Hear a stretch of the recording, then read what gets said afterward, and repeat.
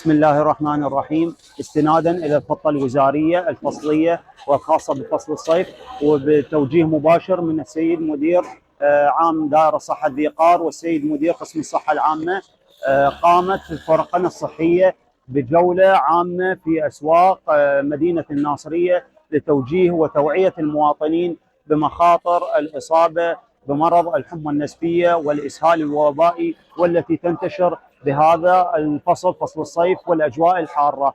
ونحن اليوم في سوق هرج من امام احد محال القصابه لتوجيههم بمخاطر واسلوب انتقال المرض. حيدر نزار، وحده تعزيز صحه، قطاع الناصريه الثاني.